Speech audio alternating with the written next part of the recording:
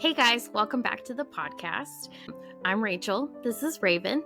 And Hi. today we're going to talk to you about a book that we just finished reading. So it should be a nice, fun episode. So grab something yummy to drink and let's get started. So Yay.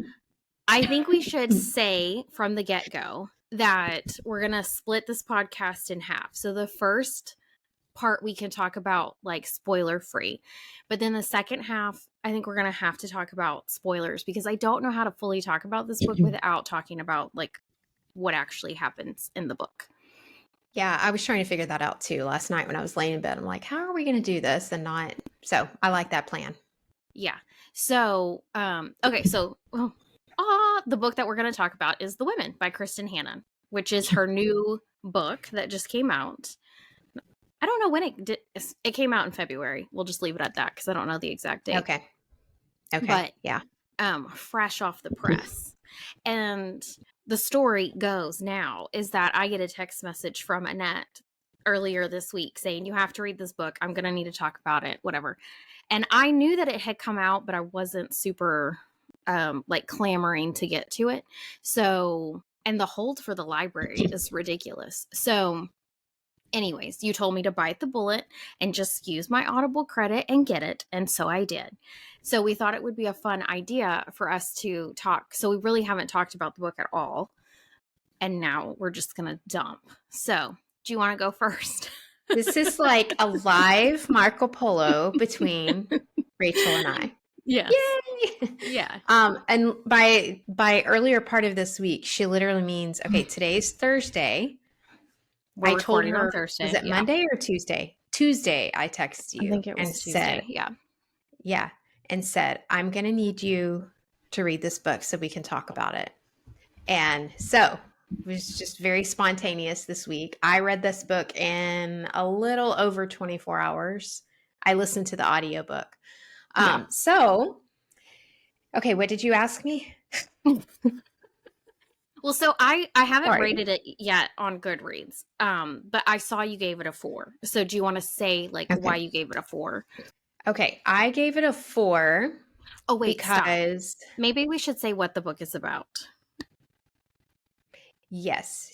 Okay, so the synopsis is that and again, remember Kristin Hannah is the one that wrote The Four Winds, The Nightingale, The Great Alone. Lots of historical fiction is her wheelhouse. So it says the title of the book is The Women, at once an intimate portrait of coming of age in a dangerous time and an epic tale of a nation divided. Women can be heroes. When 20-year-old nursing student Frankie McGrath hears these words, it's a revelation.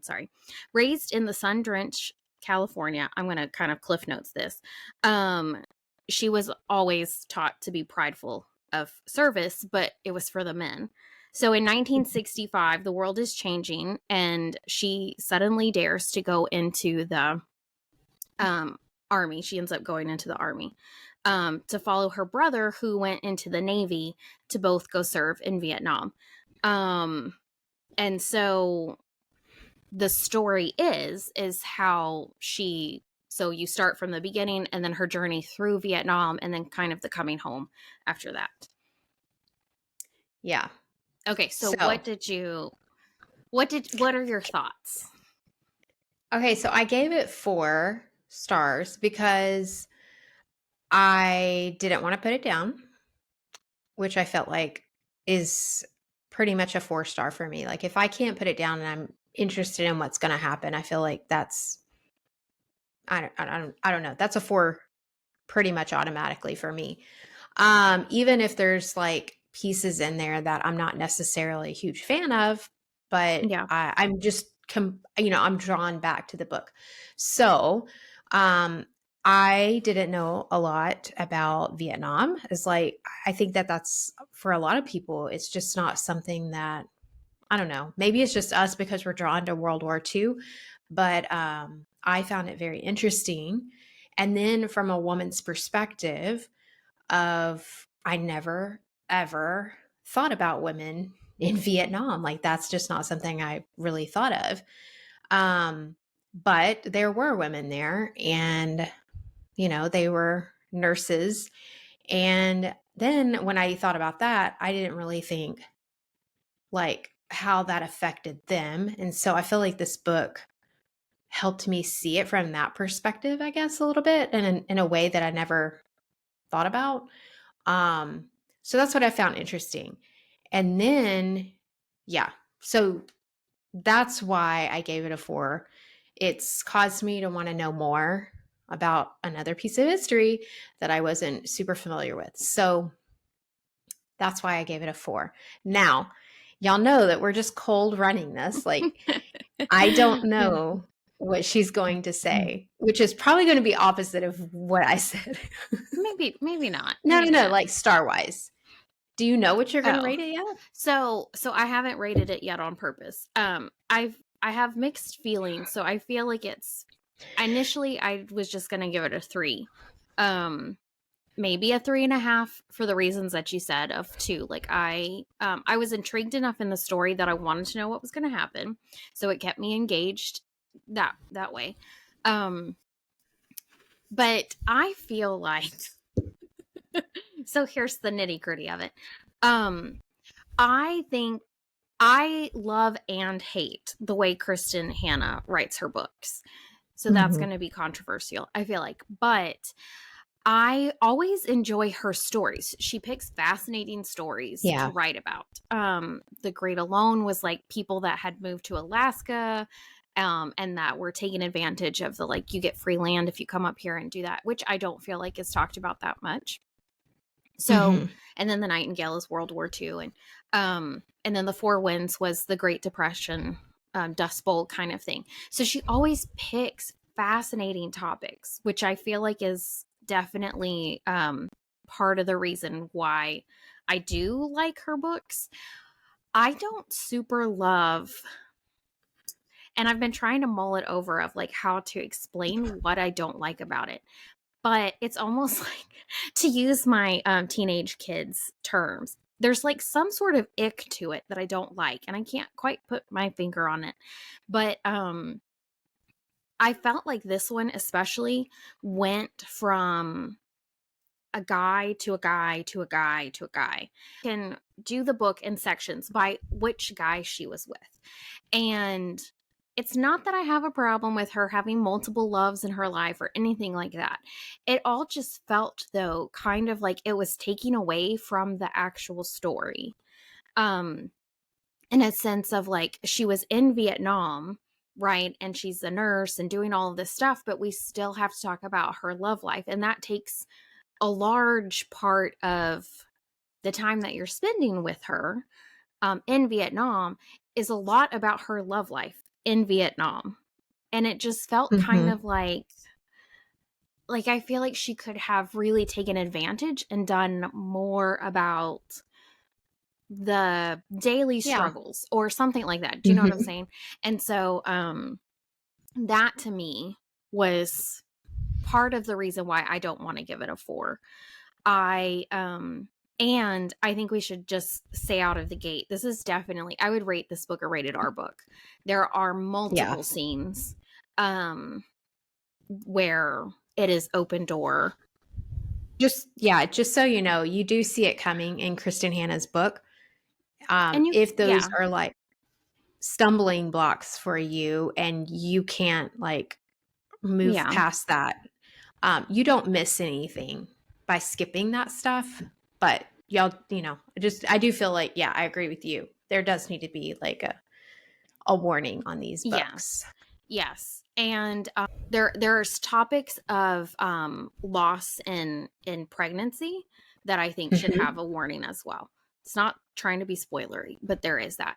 So I just think that, and the open door scenes, which that just means that she's going to actually tell you what sexual encounter is happening. If you don't know that term, closed door is when you just know that they're going into the room and it kind of stops there. But nope, she goes, and I normally skip like you do, but I knew we were going to talk about it. And so I felt like I owed it to the people to just kind of see exactly how graphic it was. And and I know that there are people that read things that are way more graphic and are not going to find this at all, like, even mentionable. But I feel like it's definitely more than what I like to read Yeah. on the regular. So for me, this one, I feel like this one kind of gets lumped into the Four Winds for me, which I think I Mhm. also gave a 3. Fascinating topic, just not executed well for me. Yeah, I will say that I definitely don't like like that mixed in there. Like all of the scenes. That made it frustrating because then it's like, okay, I gotta like, I listened to the audio, so I was like skipping Yeah. through. And that's frustrating because it's not necessary. Like you don't have to throw that in there. And I do find that that's with more recent books. I don't know. Maybe it's Yeah. always been that way, but I don't know. I just feel like it's kind of getting a little bit like it's increasing. Um, and then also like the undertones. We're going to talk about that. Do you want to talk Yeah, we about can. that? Yeah. Well, There before, I think we is, can talk about that without spoilers too much. So, yes. So obviously, this is written from a woman's perspective. And so, and this is something that you will find in a lot of her books is there is, I think in all of the ones that I've read, yes. it's the female is yeah. So there is this undertone of real feminist like agenda in there, which I feel like in this one I was able to kind of, I don't know, ignore that a little bit, not allow it to bother me, kind of block it out, just be like, whatever. But it is in there and it is, I mean, it can be annoying. Um, but I think I was more focused on what would that have been like back then to be a woman um during that time and like coming home from Vietnam, and we all know how that was, even just for the men, like Yeah. how would that have been for a woman? And I think seeing that kind of played out in this story, um just that's what made me just think, what, like, what would that have been like? It would have been, I we'll didn't get into feel it, but like, yeah, I didn't feel like the feminist undertones were quite as heavy as I thought they were going to be. So I think I was pleasantly surprised, honestly, in that area. And it made sense. The feminist yeah. stuff that they were trying to push, it made sense because people weren't talking about women in Vietnam. Like, and so for me, it wasn't a stretch. Sometimes she's adding it in there and it feels like it's a stretch, like this Yeah. makes sense for it to be a feminist geared book, so that part didn't really turn me off. So I didn't really have a problem with that part, surprisingly. Yeah. Yeah, I didn't like, it wasn't as, what was the one that we read that it was super, I feel like it was The Four Winds. I do think the Four Like it Winds, felt very shoved down your yes, throat kind of a situation. yes, Um, but yeah, yeah. this one, it was there, but it wasn't like, I didn't feel like I was being force fed. And I think that's because and again, she did a good job of, like, it makes sense for this time period. Yes, women Mhm. were burning their bras. They Right. wanted to be empowered. It makes sense. It does not make sense to put a feminist agenda on something that happened in the early 1900s. Like Right. like in the kind of way that you would imagine feminists today. Like, it's just not the Yeah. same. And so Yeah. it's, yeah, so there's like this lost in translation when you're trying to put that same feminist agenda on these Yeah. earlier time periods. So, okay, Yeah. I think we could stop there. And then if you have not read the book, goodbye. Come back. No, come back when you have read it so that you can have a discussion with us about it. Yeah. So it's like a book club. If you haven't, but if you haven't read it, come back when you have. Yeah. Oh, and Okay. make sure you thumbs up before you go. Before you go, Yeah. give us a thumbs up. And then come back when you're done. So, okay. Yes. So that was your warning. If you want to know spoilers, then continue on, but at your own peril. So, okay. Do you want to go first in how you want, like, did you like the way it wrapped up and ended? I did like how it wrapped up and ended, which I Okay. know is very opposite of what I normally say because it ended in such a,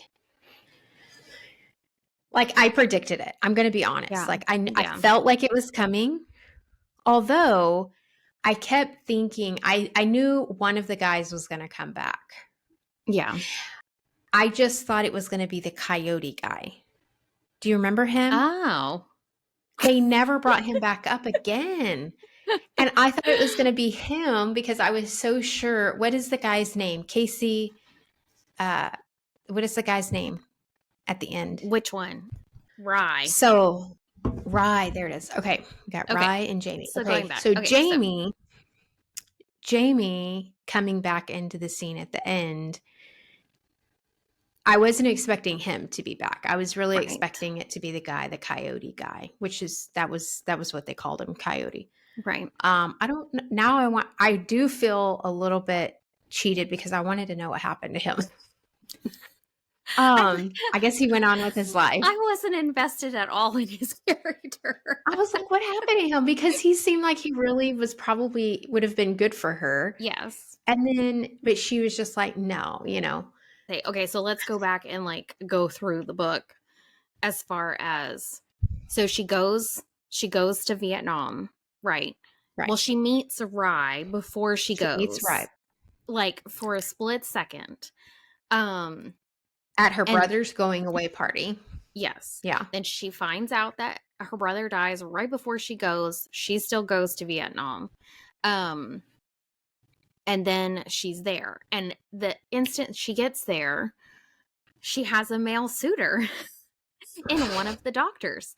So it's Jamie. So this section is about Jamie and her love affair with Jamie. So, did you like that? But they didn't really, there wasn't any like, well, he was pursuing her. She was saying he no. was pursuing, yeah, because he was married. Right. Right. I'm not saying it's good or bad. I'm just saying this was the turn. And so she did keep turning him down and like, you know, kind of keeping distance there. But he was definitely after her, which obviously I wanted to like punch him in the face. Right. But well, and then anyways, yeah, and so then he dies. So then she moves on. Yes. So then she moves on. There's another one that shows up, which was that the coyote guy? Yeah, that's when I can't remember the order. Shows up. Yes, so I think it's Coyote, and she's like, he's super sweet, but I'm just not really interested. Well, and also she was still reeling because she really was in love with Jamie, even though she didn't let him, like, I don't know. She still had her heart broken. Yeah. Yes. Yeah. And so then she ends up running into Rye. What are the chances? And he says, oh, I'm not married. And so they end up getting together. And she's very passionately connected with him. And then she leaves Vietnam and comes home. And well, actually, he says, I can promise you I am not engaged. Right. Which is an important. So, and like before he was engaged, right? Like he was engaged and she was like, no, I'm not going to do that. Yes. And then when he like leaves for leave or something like that, and he comes back and he was like, I can promise you I'm not engaged. Yeah.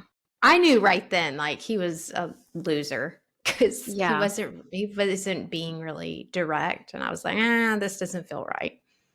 So talking about her time in Vietnam, I did enjoy the camaraderie that she had with the other nurses. I wish that had been the focus of the book. The friendships. I feel like this was a total miss on Kristen Hannon's part to not, like, you titled it The Women, and then you literally spent the entire time focusing on this one woman and her love life. That's what I felt Yeah, like. that's true. Yeah. It was a huge opportunity, and I just feel like she did not do this well. I loved Barb. I loved oh, I can't remember the other girl's name. I loved their friendship that they kept when they came back, that they really stuck with each other. I thought that was so well done in showing you what a true friendship um could be, is like. Yeah. It's those aren't unattainable friendships. Like, we have a friendship, where like there have been times too with other friends, like you just drop your life and you go help them. That's what being a Right. good friend is. And I know the same of my good friends, that they will drop their life and come help me if I was in a crisis. So I feel like that is such a good measure of a friendship, watching their friendship. Like, it was just the Yeah. friendships were really what the saving grace for me in the book, because if those weren't in there, I would have not enjoyed this book at all, honestly. Yeah. That was one of my very favorite parts, is the friendship that they had, and like they got each other because they all lived it. Um and they were there for each other. I think that was her only, I don't know. I don't know that she would have stuck around post war for very long if her friends had not been there for her. Yeah. But yeah, they will be there for each other. I mean, they really were. Yeah. So I just was, wish that she would have spent more time with yeah. them in Vietnam, minus guys. Hmm. Yeah. Because what was interesting to me is that the other two women in the story weren't pursuing guys, and had told her, like, don't get attached, don't talk to anybody, like, have a good time, but don't try to form any relationship with anybody over here. And then she did it multiple times. But I Yeah. just felt like, ugh, I don't know, I would have enjoyed following probably Barb's story Yeah. honestly, because she was just such a good character. um so those are my Yeah. thoughts for Vietnam. So do you agree that? Yeah. Okay. Yeah. I mean, And yeah. it is horrendous. I do think she did an okay job, kind of, um like, behind the curtain, this is what it was like. You did feel like you were there at times, and she made it very real. She does write those scenes very well. I just wish Hmm. that there were more of them. Yeah. Um and so then going on to after, so she comes back and she's a hot mess, and she thinks, well, she finds out after she gets back that Rye, who she says is the love of her life, has died, and she can't move on, and she goes in just a tailspin of that. um I did think it was sad and heartbreaking, but 100% true. I haven't looked into it. The fact of, like, she couldn't get any help because she was a woman. Yeah. um Yeah. That was what was so sad for me in the book. And I do wish, I mean, I do feel like she did give it good attention. But like yes. when the men came home, obviously we know how they were all treated. I already said that. But um, the women were the nurses that came back. They were dealing with their own like stuff, and it wasn't like she didn't. This is what made me feel so sorry for her. Hmm. I She was definitely obviously trying to fill a void with bouncing around to these men. She was looking for love in all the wrong places, right? Um, and then she was also filling it with Hmm. substances, and that wasn't going well for her. But she was trying to get help. Like she Hmm. was actively trying to get help. And I think that's the part that made my heart break for her, because there was no help for them. Like she would go to these meetings that were for veterans, right? Like they were Hmm. veterans. Um, and she would say, "But I'm a veteran." And they would say, "Well, there's no place for women. Or you These are didn't all see men." combat. So yeah, Right. you're Yeah. yeah. Or you're going to make the men feel uncomfortable and they're not going to be willing to share. Well, then do something for the women because they were Yeah. there, and like somehow diminishing their like effects from the war. Um, yeah, because saying they didn't see combat. I mean, I'm sorry, but Yeah. Yeah. a war hospital, like have you, can you even imagine? Yeah. So that part made my like that really made me break for her. And then I feel like it also helped me understand. I mean, she was just grasping at straws, is what Oh I yeah. felt like, even with Yeah. her poor decision and the men that she kept bouncing around to. Um, so yeah, Yeah. that was my And spill on and that. I think the way she wrote her when she comes back, totally authentic. I did not have a problem with I mean, obviously it's sad and heartbreaking and all that, but probably it felt very real. It didn't Yeah. feel it didn't feel like when she was saying, but there's nothing for women. It didn't feel like she was like trying to shove it down your throat. Like there's nothing for Right. women, you Yeah. know. Um it felt like, yeah, there's nothing for women.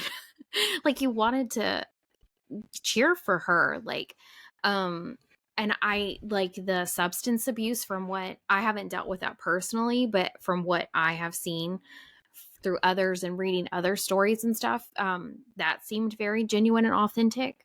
Yeah. Like she didn't want to be doing these things, but she didn't know how to move on. um the relationship that she ends up having with the older guy, the doctor, the psychologist guy, Yeah. and they almost get married, and she gets pregnant and loses the baby. That was incredibly heartbreaking. I like, again, Kristen Hanna writes in a way that is so like, ugh, like it's so heartbreaking. You're so invested in these people. The part Hmm. that she really lost me at was her going back to Rye and having that be such a, which I get, and that part made sense, I think, more than the jumping from man to man to man in Vietnam kind of thing. um it was so hard. It really was hard. um and again, it's not that these things don't happen in real life and whatever. You can watch your friend make awful decisions, and I tell my kids all the time, if you feel like you can't tell somebody what you're doing because you're embarrassed or ashamed of Right. it, odds are you shouldn't be doing it. Yeah. And like she didn't want to tell anybody and stuff. um to me that was so heartbreaking. um Yeah. and I just think that just goes back to the place of me just seeing her, like, because her broken relationship with her dad, just always, she had always been just seeking his approval. yeah. And I mean, that's where I can see, not that they were right, but like the choices that she made. And then she has this guy who she really did fall in love with. He lied to her, he used her.